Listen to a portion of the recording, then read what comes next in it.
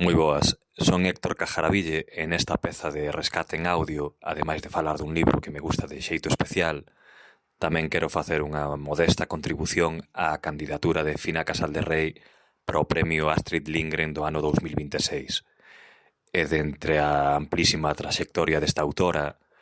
voume centrar nunha das súas novelas infantís ou na transición entre o infantil e o xuvenil, titulada A Lagoa das Nenas Mudas. A Lagoa das Nenas Mudas publicouse por primeira vez no ano 2007 en Edicións Xerais de Galicia e, como todas as obras de Fina Casal de Rei, desde entón foi reeditada en numerosas ocasións. Eu manexo a cuarta edición, que é do ano 2008, é dicir, o ano seguinte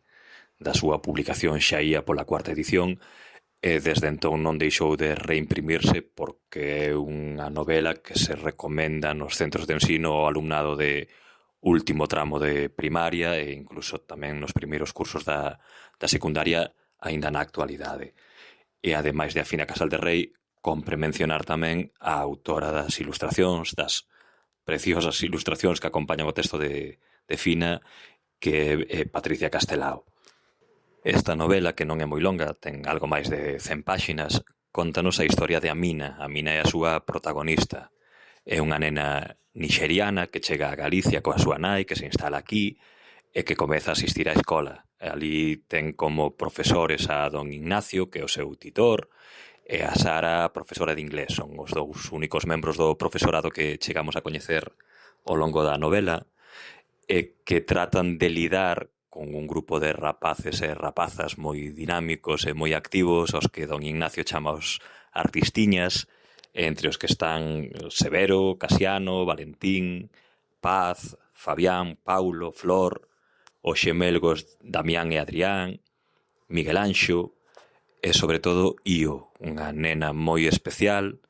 por moitos motivos e entre eles porque apenas fala, apenas se comunica cos demais. Polo tanto, temos a Amina, que só fala inglés e que, polo tanto, apenas se pode comunicar cos compañeiros e compañeiras. E temos tamén a Io, que ten moitas dificultades tamén para a comunicación oral.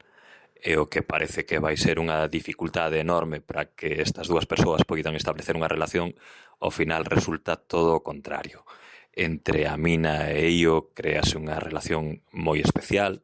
na que as palabras ao final son o menos importante porque encontran outros xeitos de establecer esa relación a través de miradas, de xestos e sobre todo de debuxos, dos debuxos que lle fai Io a Amina para que entenda as cousas que suceden ao seu arredor. Por suposto, a Amina, cando chega a Galicia, todo o que atopa a sorprende e a fascina, desde o clima, a paisaxe, a posibilidade de que todos os rapaces e rapazas poidan estudar, ir á escola sen ter que ir a traballar, que haxa comida sempre nas casas, que haxa calefacción, que saia auga pola villa, que haxa luz artificial. Todo lle parece unha maravilla e así llo fai saber a Edu, que é un personaxe moi importante nesta historia. Edu é un amigo, é un profesor tamén, alguén que quedou ali na súa Nixeria natal e co que a Mina mantén unha correspondencia permanente. Escríbelle cartas prácticamente todos os días contándolle as cousas que lle suceden aquí en Galicia.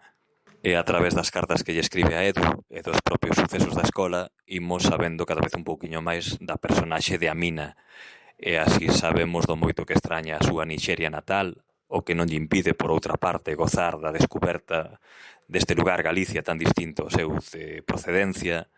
e tamén dos prexuizos e do racismo dos que é vítima de vez en cando, e dos que ás veces a Mina non é consciente porque a súa mirada inocente e inxenua converte as burlas en afagos e en xestos de amizade. E no medio de todo isto, un día Io desaparece e só a Mina, coa que ten esa relación tan especial, é quen de saber en que lugar se encontra. Porque a Lagoa das Nenas Mudas é unha historia tenra, con valores como a amizade ou a integración, pero que ao mesmo tempo aborda temáticas moito máis duras e moito máis complexas. E ademais dos prexuizos ou do racismo dos que xa falamos, tamén está presente a dificultade das persoas que teñen algunha característica diferencial e de pano de fondo de toda a novela unha historia de malos tratos. En resumo, é unha historia que, a pesar da súa brevidade e da súa aparente simplicidade, agocha moito máis do que parece nun principio,